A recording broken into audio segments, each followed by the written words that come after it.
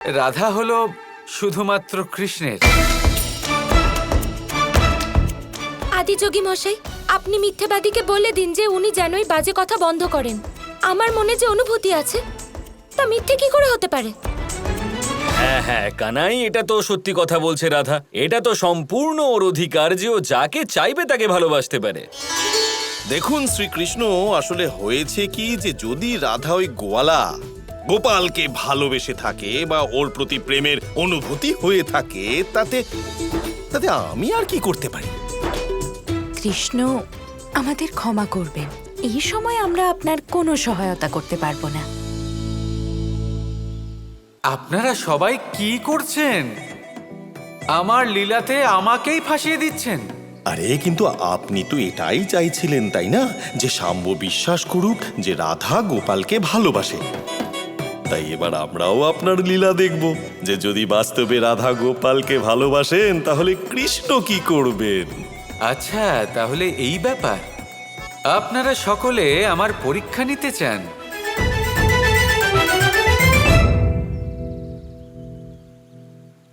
রাধা, তোমার কি পূর্ণ বিশ্বাস রয়েছে যে অতীতেও তুমি আমাকে কখনো ভালোবাসোনি?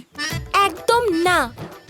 ঠিক আছে, তাহলে আজ আমি এখানে সবার সামনে প্রতিজ্ঞা করলাম যে আজ থেকে 7 দিন পরে তুমি স্বয়ং সকলের সামনে কথা স্বীকার করবে যে তুমি আমাকে আগেও ভালোবাসতে, আমাকে এখনো ভালোবাসো, আর অন্য কাউকে ভালোবাসো না।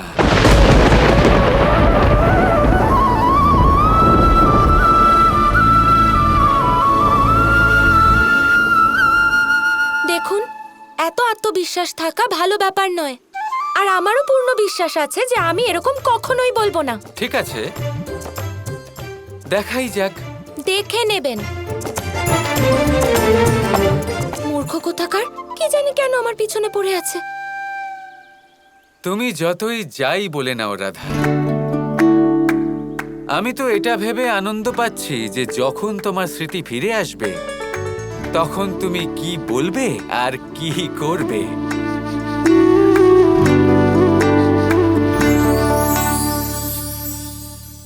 আপনারা সবাই আজ ঠিক করলেন না? মনে রাখবেন এই কথাটা।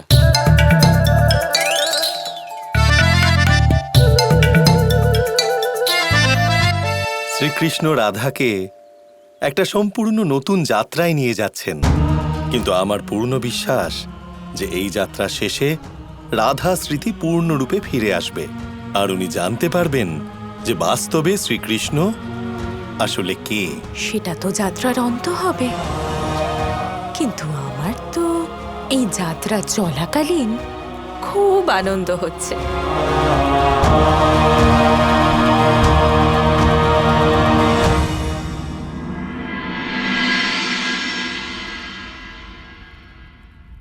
তাহলে আজ আমি এখানে সবার সামনে প্রতিজ্ঞা করলাম যে আজ থেকে 7 দিন পরে তুমি স্বয়ং সকলের সামনে কথা স্বীকার করবে যে তুমি আমাকে আগেও ভালোবাসতে, আমাকে এখনো ভালোবাসো, আর অন্য কাউকে ভালোবাসো না। কৃষ্ণের সাহসটা দেখো। আমি নাকি ওকে ভালোবাসবো, গোপালকে নয়। ও আমাকে আমার ভালোবাসার আহ্বান জানিয়েছে। আর ওকে হয় এটা নিশ্চিত করে বলার। আমি কাকে ভালোবাসবো সেটা আমি বুঝবো, ও নয়। এটা খুব গুরুত্বপূর্ণ হয়ে দাঁড়িয়েছে। গোপাল যেন আমাকেই ভালোবাসে, কিন্তু এটা কিভাবে হবে?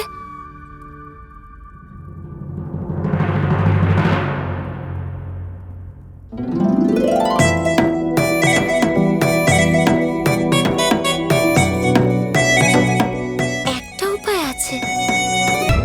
ও হো, তাহলে এই হলো তোমার যুক্তি কানাই। রাধাকে তুমি এইভাবে বিশ্বাস করাবে যে ও তোমাকে অত্যন্ত ভালোবাসে। যেভাবে বানরের মতো তুমি গাছে চড়ে বসে আছো, তাতে রাধার কি হবে জানি না, কিন্তু কোনো বানরই তোমাকে অবশ্যই পছন্দ করতে পারে। কি উপহাস করলেন দাদা! আপনি যদি এরকম উপহাস করতে থাকেন তাহলে আমাকে কেন, ওই বানরিয়া আপনাকে পছন্দ করবে। তুমি আমার কথা বাদ দাও কানাই, নিজের কথা বলো। কি ভেবেছো, কি পরিকল্পনা তোমার? রাধাকে কিভাবে বিশ্বাস করাবে, কিভাবে প্রমাণ করবে যে ও তোমাকে ভালোবাসে? রাধা তো আমাকেই ভালোবাসে দাদা, কিন্তু অন্য কেউও রয়েছে যে আমাকে আরো বেশি ভালোবাসে। শুধু এই কাজে আমাকে তার সাহায্য নিতে হবে। আরে কিন্তু তিনি কে হন?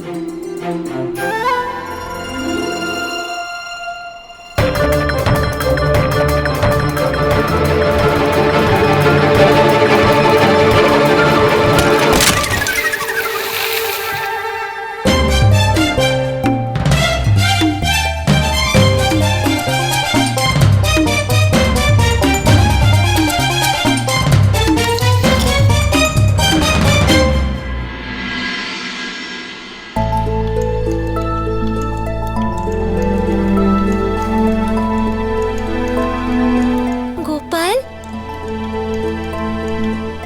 আরে কি ব্যাপার রাধা দেবী, আসুন না। কি অদ্ভুত, এই ঘন বনে আমাকে কি করে খুঁজে পেলেন আপনি? ঘন বনে তোমায় খুঁজে পাওয়া অসম্ভব ছিল, আর কোনো মানুষজনও দেখতে পাচ্ছি না।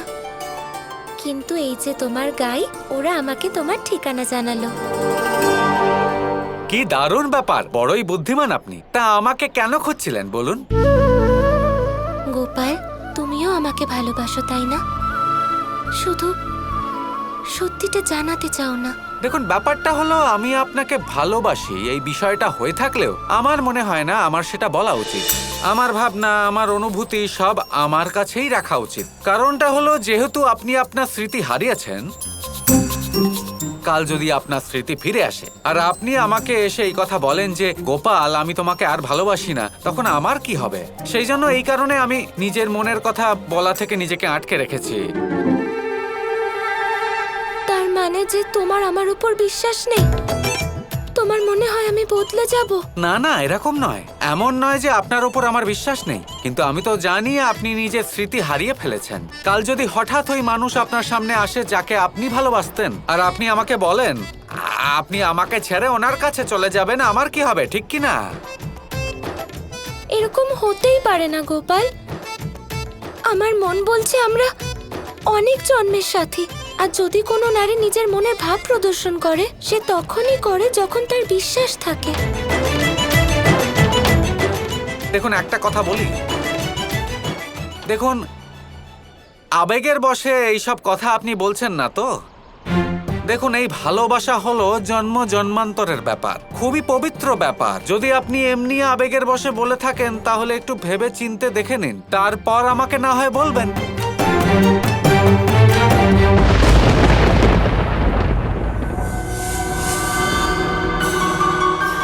তাহলে রাধা এখানে আছে?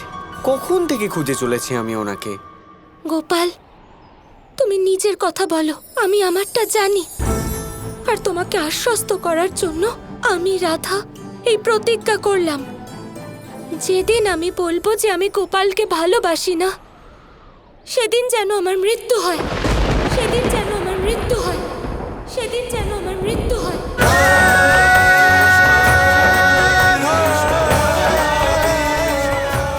কৃষ্ণ যা ইচ্ছা হয় বলুক, কিন্তু যেদিন রাধা তোমায় ভুলবে, সেদিন ওই পৃথিবীতে থাকবে না গোপাল।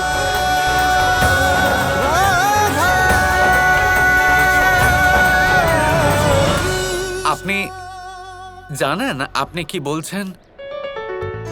এ তো অত্যন্ত বড় এক প্রতিজ্ঞা। এটা প্রেমের প্রতিজ্ঞা গোপাল, আর প্রেম এরকমই হয়ে থাকে। প্রেম না থাকলে জীবন সমাপ্ত হয়ে যায়। এত ভালোবাসেন আপনি আমাকে? হ্যাঁ, যখন তুমি বাঁশি বাজাও গোপাল, তখন মনে হয় তুমি আমাকেই ডাকছো। তার সুর আমায় আশ্বস্ত করে যে তুমি আমাকেই ভালোবাসো।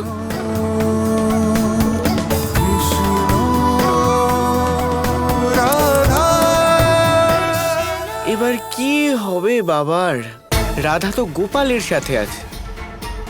এবার বাসুদেব শ্রীকৃষ্ণকে রাধাকে ছাড়া থাকতে হবে, ওনার থেকে আলাদা, যেটা আমার জন্য একটা শুভ সংকেত।